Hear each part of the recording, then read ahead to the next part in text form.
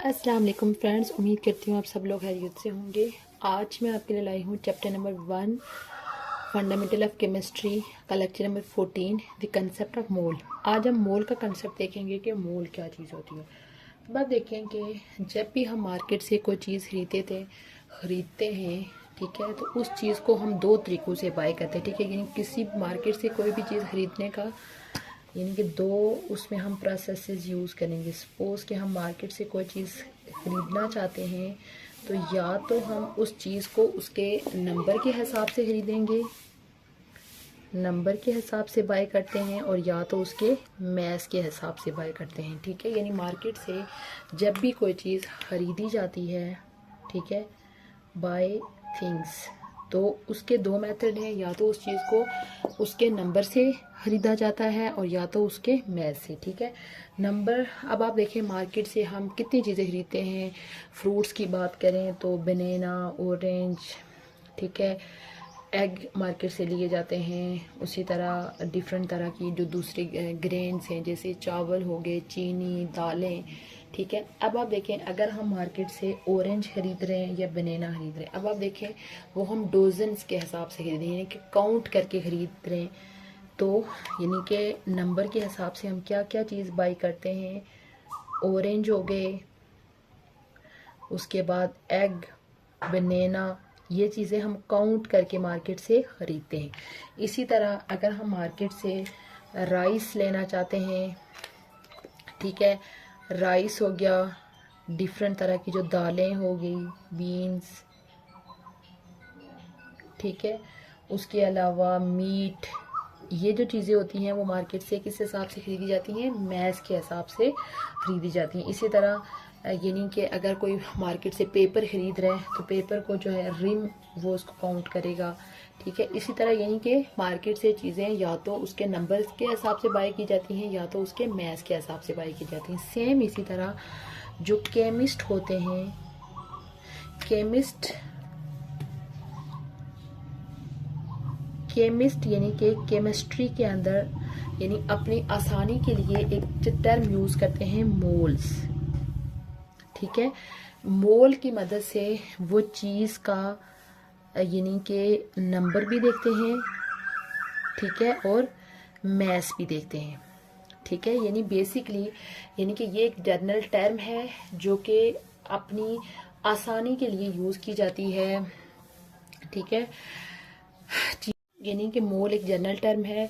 जिस तरह से मार्केट से चीज़ों को बाय करने के लिए डिफरेंट कंडीशंस में डिफरेंट चीज़ें यूज़ की जाती हैं, इसी तरह केमिस्ट जो है वो यानी कि अमाउंट ऑफ सब्सटेंस के साथ डील करने के लिए वर्ड यूज़ करते हैं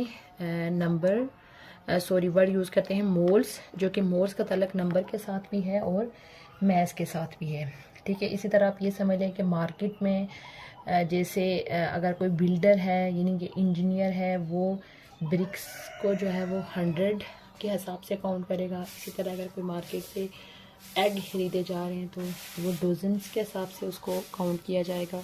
मोल जो है वो हमें किसी एटम के अंदर जो है वो नंबर ऑफ़ एटम के बारे में भी बताएगा, ठीक है, नंबर ऑफ़ मॉलिक्यूल के बारे में भी बताएगा और नंबर ऑफ़ इलेक्ट्रॉन के बारे में भी कंसेप्ट देगा। इन टर्म ऑफ नंबर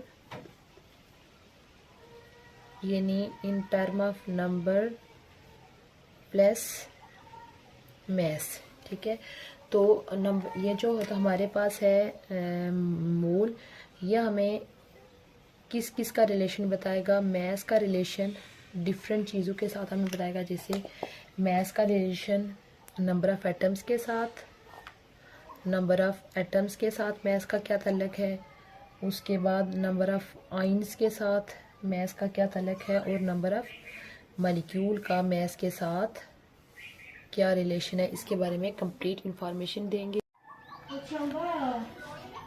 मोल की अगर हम डेफिनेशन देखें तो यानी कि एटॉमिक मास यानी एटम के मास को, आयनिक मास मीन किसी आयन के मास को, मॉलिक्यूलर मास मीन किसी मॉलिक्यूल के मास को, या किसी फार्मूला यूनिट के मास को, formula unit mean ionic compound के मास को अगर ग्राम में एक्सप्रेस करें तो वो क्या होता है, वो होता है मोल। ठीक है, इन टर्म ये जो एटॉमिक मास, आयनिक मास, मॉलिक्यूलर मास, फार्मूला मास, इनके लिए भी अलग अलग जो है वो टर्म यूज़ की जाती हैं। सपोज अगर हम एटॉमिक मास की बात करें तो एटॉमिक मास के लिए टर्म यूज़ की जाती है gram atomic mass, gram atomic mass. ठीक है, ग्राम एटॉमिक मास, और ग्राम एटॉमिक मास का एक और नाम होता है ग्राम एटम, ग्राम एटम।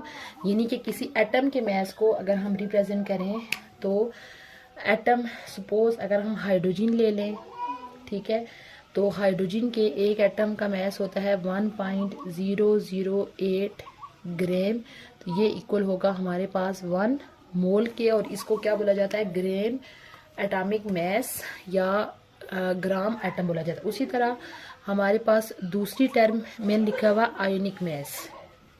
ठीक है, आयनिक मास यानी कि ये होता है gram molecular ion, gram molecular ion, या इसका दूसरा नाम होगा ग्राम आयन। यानी किसी आयन के मास को अगर ग्राम में रिप्रेजेंट किया जाए, आयन मीन के देखिए हमारे पास H पॉजिटिव है, ठीक है, H पॉजिटिव का जो मास होगा वो 1 ग्राम होगा, तो वो इक्वल होगा 1 मोल के। ठीक है, इसी तरह तीसरी चीज़ मैंने लिखी हुई है मॉलिक्यूलर मास। ठीक है, किसी मॉलिक्यूल के मास को अगर हम रिप्रेजेंट करें तो वो होता है ग्राम, ग्राम, ग्राम। जैसे ग्राम एटॉमिक मास था तो हम लिख लेंगे ग्राम मॉलिक्यूलर मास, या इसका दूसरा नाम होता है ग्राम मॉलिक्यूल। दूसरा नाम क्या होता है, ग्राम मॉलिक्यूल।